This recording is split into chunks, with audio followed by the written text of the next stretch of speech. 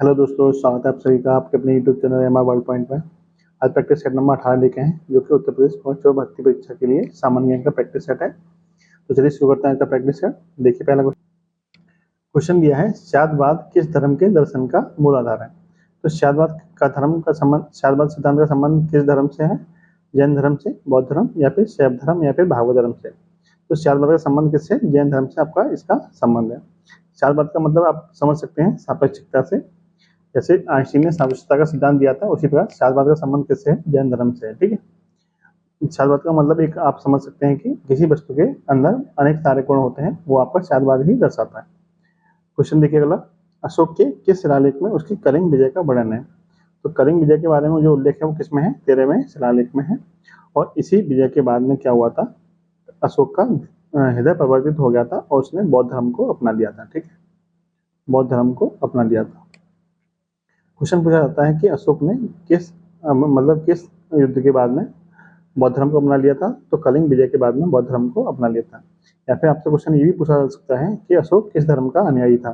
तो बौद्ध धर्म को मानने वाला था अशोक, अंतिम समय इसने बौद्ध धर्म को अपना लिया था। क्वेश्चन देखिए अगला, सल्तनत कालीन किस सुल्तान ने सर्वप्रथम किसानों पर सिंचाई कर तथा ब्राह्मणों पर जजिया कर लगाया था। तो देखिए, सर्वप्रथम आपसे क्वेश्चन में किया है सर्वप्रथम, यानी वो पहला शासक कौन था जिसने किसानों पर सिंचाई कर लगाया था और ब्राह्मणों पर जजिया कर लगाया था। तो सल्तनत काल का जो पहला सुल्तान था वो था आपका फिरोज शाह तुगलक, जिसने क्या किया था? ब्राह्मणों पर जजिया कर और किसानों पर सिंचाई कर लगाया था। ठीक है, बात करें फिरोज शाह तुगलक की, तो इसके बारे में कुछ पॉइंट नोट कर लीजिए। जैसे सर्वाधिक सर्वाधिक नहरों का जो निर्माण किया गया है वो किसके समय हुआ है? तो फिरोज शाह तुगलक के समय ही हुआ है। इसमें ऑप्शन में दिया है अलाउद्दीन खिलजी। इसके संबंध में क्या है कि बाजार मूल्य नियंत्रण प्रणाली किसने स्थापित की थी? वो आपकी अलाउद्दीन खिलजी ने ही स्थापित की थी। इसके अलावा एक क्वेश्चन और है कि घोड़े दागने की प्रथा किसने चालू की थी? घोड़े दागने की प्रथा तो अलाउद्दीन खिलजी ने ही चालू की थी। बात करें सिकंदर लोदी की, तो इसने क्या किया था? इसने आगरा शहर की स्थापना की थी। अगला क्वेश्चन देखिए, मीनाक्षी मंदिर कहाँ स्थित है? तो मीनाक्षी मंदिर स्थित है आपका मदुरई में, और मदुरई कहाँ पड़ता है आपका? तमिलनाडु में।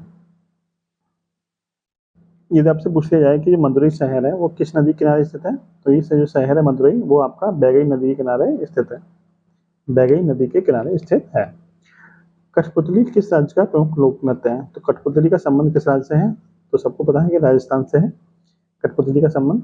लामड़ी कहाँ का है? तो लामड़ी आपका महाराष्ट्र का है। ठीक है, भारत सरकार द्वारा दिया जाने वाला सर्वोच्च पुरस्कार कौन सा है? तो भारत सरकार द्वारा दिया जाने सर्वोच्च पुरस्कार का नाम क्या है? भारत रत्न। भारत रत्न। ठीक है, लेकिन सेना के क्षेत्र में सबसे बड़ा पुरस्कार कौन सा है? तो वो है आपका परमवीर चक्र। परमवीर चक्र। अगला प्रश्न, लेडी विद द लैम्प किसे उपनाम दिया गया था? तो लेडी विद द लैम्प के नाम से किसे जानते हैं? तो फ्लोरेंस नाइटिंगेल को जाना जाता है लेडी विद द लैम्प के नाम से। सरोजिनी नायडू किस नाम से जानते हैं? तो इनको भारत की कोकिला के नाम से किसे जानते हैं? तो सरोजिनी नायडू को जाना जाता है। नेक्स्ट देखिए, विश्व प्रसिद्ध खजुराहो का मंदिर किस राज्य में स्थित है? तो विश्व प्रसिद्ध जो खजुराहो का मंदिर है वो कहाँ पर है? तो वो मध्य प्रदेश में पड़ता है। और खजुराहो के मंदिर के अंदर ही एक मंदिर और है, उसका नाम क्या है? कंदरिया महादेव का मंदिर। कंदरिया महादेव मंदिर कहाँ पर है? तो ये भी आपका कहाँ पड़ता है? ये भी आपका मध्य प्रदेश में ही पड़ता है, जो खजुराहो मंदिर के अंदर ही स्थित है। नेक्स्ट देखिए, नेक्स्ट क्वेश्चन है कि निम्नलिखित में से किन पहाड़ियों पर उष्णकटिबंधीय सदाबहार वन पाए जाते हैं?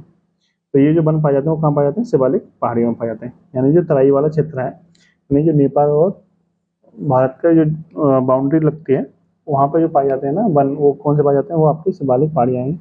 उष्णकटिबंधीय सदाबहार वन ही पाए जाते हैं, और उसी श्रेणी को क्या बोलते हैं? शिवालिक श्रेणी कहा जाता है।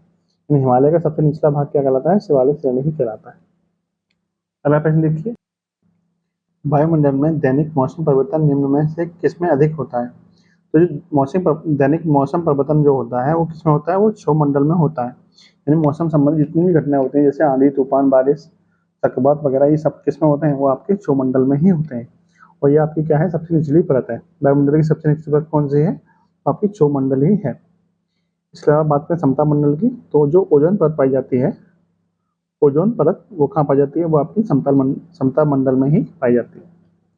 नेक्स्ट क्वेश्चन है रॉकीज, एंडीज, एटलस और आल्पस हिमालय आदि किस प्रकार के पर्वत हैं। तो ये सब पर्वत कैसे हैं, ये आपके बलुत पर्वत हैं, ठीक है, फोल्डेड माउंटेन है, बलुत पर्वत है, ठीक है। रॉकीज कहाँ पड़ता है, रॉकी पड़ता है आपका यूएसए में, उत्तरी अमेरिका में कह सकते हो आप।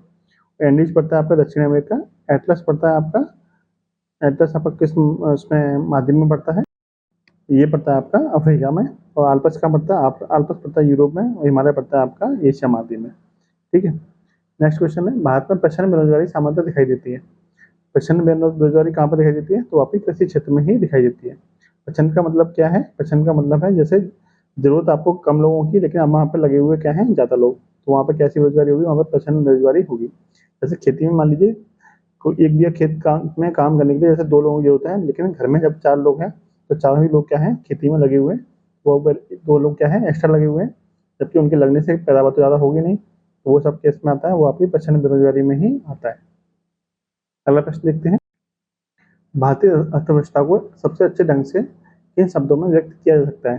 तो भारतीय अर्थव्यवस्था कैसी अर्थव्यवस्था है, ये अर्थव्यवस्था आपकी मिश्रित अर्थव्यवस्था है, ठीक है, मिश्रित अर्थव्यवस्था है भारतीय अर्थव्यवस्था, ठीक है। पूंजीवादी नहीं है और समाजवादी भी नहीं है, लेकिन पूंजीवादी और समाजवादी दोनों का मिश्रण है आपका मिश्रित अर्थव्यवस्था, क्योंकि आपका ऑप्शन नंबर किसमें मिलेगा, क्योंकि आप ऑप्शन नंबर आपका डी में दिया हुआ है मिश्रित अर्थव्यवस्था। सार्वजनिक वितरण प्रणाली का लक्ष्य क्या है, गरीबों को खाद्य सुरक्षा उपलब्ध कराना है, दिमागखोरी एवं कालाबाजारी रोकना, ये भी सही है, व्यापारियों द्वारा अधिक मूल्य लिए जाने को से रोकना, ये भी सही है आपका, यानी ऑप्शन नंबर डी का हो जाएगा आपका एकदम सही आंसर। नेक्स्ट क्वेश्चन देखिए, संविधान के किस संशोधन अधिनियम के द्वारा 6 से 14 वर्ष के सभी बच्चों के लिए शिक्षा के अधिकार को मूल अधिकार बनाया गया था। देखिए शिक्षा का अधिकार मूल अधिकार कब बना था, तो ये बना था 86 में संविधान संशोधन 2002 के द्वारा। कब, 2002 में ये संविधान संशोधन आया था, उसके द्वारा क्या हुआ था कि भारतीय संविधान के अनुच्छेद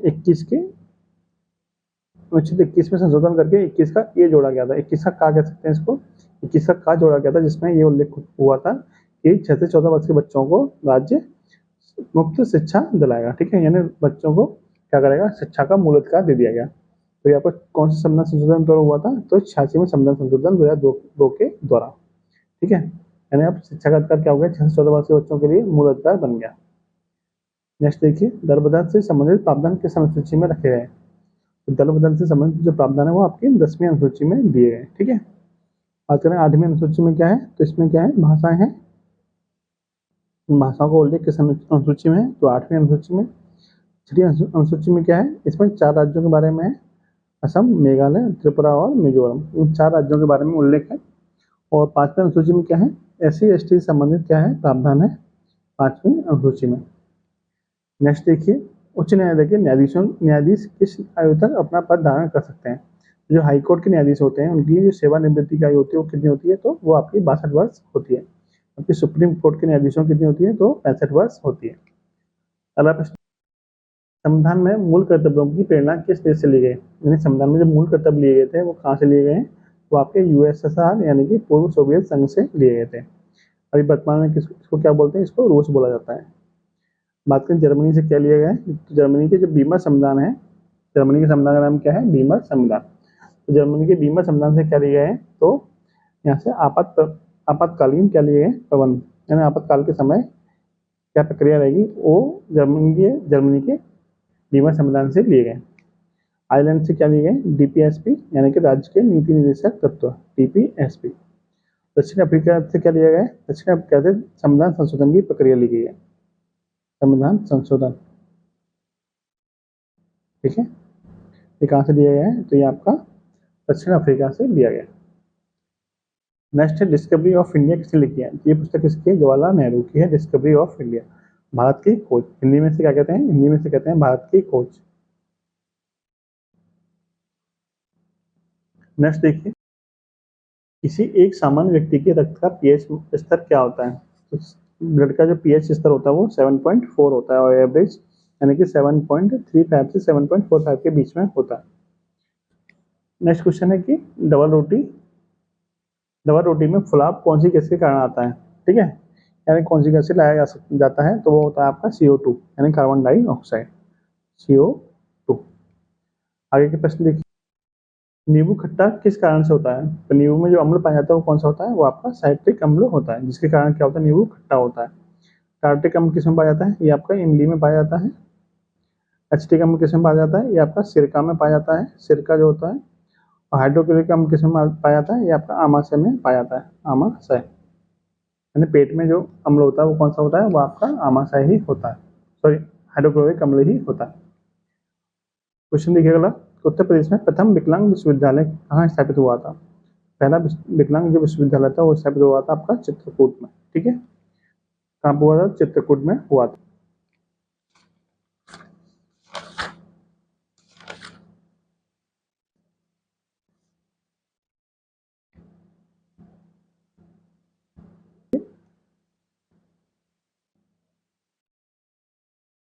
निम्नलिखित में से कौन सा लोक नृत्य ब्रज क्षेत्र का है?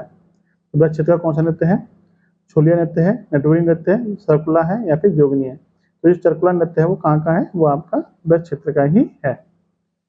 अगला क्वेश्चन है, उत्तर प्रदेश के विशाल विस्तार को देखते हुए उच्च न्यायालय की खंडपीठ की स्थापना हेतु गठित जस्टिस जसवंत सिंह आयोग ने इसके लिए किस स्थान की संस्तुति की थी? यानी जो खंडपीठ की स्थापना के लिए किस स्थान की संस्तुति की थी? तो उसका नाम है मेरठ। यानी इसकी एक खंडपीठ कहाँ बननी चाहिए? तो मेरठ बननी चाहिए। उसकी उन्होंने क्या की थी? संस्तुति की थी। ठीक है, अगला प्रश्न देखिए, लोकसभा हेतु उत्तर प्रदेश में निर्वाचित संसद सदस्यों की संख्या कितनी है? तो लोकसभा सीटें कितनी है यूपी में? तो वो आपकी 80 हैं, जबकि राज्यसभा की सीटें कितनी हैं? राज्यसभा की सीटें हैं आपकी 31। विधानसभा कितनी है? विधानसभा की आपकी हैं 403, जबकि विधान परिषद की कितनी है? विधान परिषद की है 100। ठीक है, ये सारी चीजें आप ध्यान रखिए। आगे के प्रश्न देखिए, सामुदायिक पुलिस व्यवस्था का लक्ष्य क्या है? तो सामुदायिक पुलिस जो व्यवस्था है उसका लक्ष्य क्या होता है? जनता और पुलिस के बीच में क्या होना चाहिए? संबंध अच्छे बनने के लिए क्या किया जाता है? सामुदायिक पुलिस व्यवस्था की स्थापना की जाती है। ठीक है, यानी पुलिस और नागरिक के बीच क्या हो? समन्वय अच्छा हो, उसके लिए ये लक्ष्य है। उसका क्या है? सामुदायिक पुलिस व्यवस्था का ये लक्ष्य है। अगला क्वेश्चन है, स्त्रियों की दशा में सुधार न होने तक विश्व के कल्याण का कोई मार्ग नहीं है। ये कथन किसका है? ये कथन आपका स्वामी विवेकानंद का है। इसका स्वामी विवेकानंद। ठीक है, ऑप्शन नंबर बी आपका एकदम सही हो जाएगा। अगला प्रश्न देखिए, जैविक संदूषक मिलते हैं, संदूषक मतलब प्रदूषक कह सकते हो आप। जैविक प्रदूषक कहाँ मिलते हैं? तो ये आपके जल में मिलते हैं। ठीक है, छोटे प्रदूषक होते हैं जो आपको जल को प्रदूषित करते हैं। ठीक है, जल संरक्षण के लिए क्या करना चाहिए? ऑप्शन है, नदियों पर बांध बनाना चाहिए, बिल्कुल। जल के दुरुपयोग को रोकना चाहिए, ये भी सही है। बचा जल का संचय करना चाहिए, ये भी सही है। इन सभी को लागू करना चाहिए। ऑप्शन नंबर डी आपका एकदम सही हो जाएगा। विश्व पर्यावरण दिवस कब मनाया जाता है? तो विश्व पर्यावरण दिवस मनाया जाता है आपका 5 जून को। Option number D. 11 जुलाई को क्या मनाया जाता है? तो विश्व जनसंख्या दिवस, विश्व जनसंख्या दिवस। और 22 अप्रैल को क्या मनाया जाता है? पृथ्वी दिवस, विश्व पृथ्वी दिवस। और 1 दिसंबर को एड्स डे, यानी एड्स दिवस कब मनाया जाता है? तो 1 दिसंबर को। अगला प्रश्न देखिए, सूची 1 का सूची 2 से मिलान करना है। क्या एक तरफ पुस्तक का नाम है, एक तरफ लेखक का नाम है। पहली पुस्तक है महात्मा गांधी और सिनेमा। ये पुस्तक किसकी है? जेपी चौकसी की है। हेलो लाइफ किसकी है? तो हेलो लाइफ है आपकी शीतल वर्मा की। लखनऊ लखनऊ बोर्ड किसकी है? तो ये आपकी विनोद मेहता की है। और बियॉन्ड द लाइन्स किसकी है? कुलदीप नैयर की। यानी कि 3 1 2 4 किसमें है? ऑप्शन नंबर सी में है, जो कि आपका राइट आंसर हो जाएगा। अगला प्रश्न देखिए, एक तरफ आपके दिवस दे रखे हैं, एक तरफ आपकी तिथि दे रखी है। मैच करना है आपको। विश्व पृथ्वी दिवस कब मनाया था? मैंने आपको बताया था 22 अप्रैल को मनाते हैं। विश्व स्वास्थ्य दिवस कब मनाते हैं? 7 अप्रैल को। और विश्व रंगमंच दिवस कब मनाते हैं? तो 27 मार्च को। जबकि जल दिवस कब मनाते हैं? तो 22 मार्च को। ठीक है, इनके ऑप्शन नंबर आपका पहले का आपका 2 है, फिर 2 4 1 3, 2 4 1 3 किस में है? ऑप्शन नंबर 1 में ही है, 2 4 1 3। नेक्स्ट देखिए, इंदिरा गांधी ए लाइफ इन नेचर पुस्तक के लेखक कौन है? इंदिरा गांधी ए लाइफ इन नेचर पुस्तक के जो लेखक है वो कौन है? जयराम नरेश। ठीक है, जयराम रमेश। ठीक है, ऑप्शन नंबर ए आपका सही हो जाएगा। पुलित्जर पुरस्कार किस क्षेत्र में दिया जाता है? तो पुलित्जर पुरस्कार है वो आपका पत्रकारिता के क्षेत्र में दिया जाता है। ठीक है, जबकि एक होता है प्रित्जकर पुरस्कार। ठीक है, वो किसमें दिया जाता है? तो वो दिया जाता है आपका वास्तुकला के क्षेत्र में, ठीक है। पुलिस पुरस्कार किसमें जाता है? पत्रकारिता के क्षेत्र में। नेक्स्ट क्वेश्चन देखिए, वस्तु एवं सेवा कर कब से लागू किया गया? यानी जो जीएसटी है वो कब से लागू किया गया था? 1 जुलाई 2017 से, ठीक है। विजय किलकर समिति बनी थी, विजय किलकर समिति। उस समिति की सिफारिश पर ही 101वां संविधान संशोधन हुआ था, जो कि जीएसटी से संबंधित है। और जीएसटी एक प्रकार का क्या है? जीएसटी एक प्रकार का अप्रत्यक्ष कर है, ठीक है। आपसे पूछ लिया कुछ संविधान संशोधन के द्वारा ये लागू हुआ था। 101वां संविधान संशोधन कौन समिति बनी थी इसकी सिफारिश पर? तो विजय किलकर समिति। और वस्तु एवं सेवा कर कैसा कर है? एक प्रकार का अप्रत्यक्ष कर है, ठीक है। कब से लागू हुआ? 1 जुलाई 2017 से लागू हुआ। लास्ट क्वेश्चन है आज का, ट्विटर सोशल नेटवर्किंग वेबसाइट की स्थापना किस वर्ष की गई थी? इसकी स्थापना की गई 2006 में, ठीक है। तो ये था आज का प्रैक्टिस सेट नंबर 18। वीडियो आपको कैसी लगी जरूर बताइएगा। जय हिंद, जय भारत।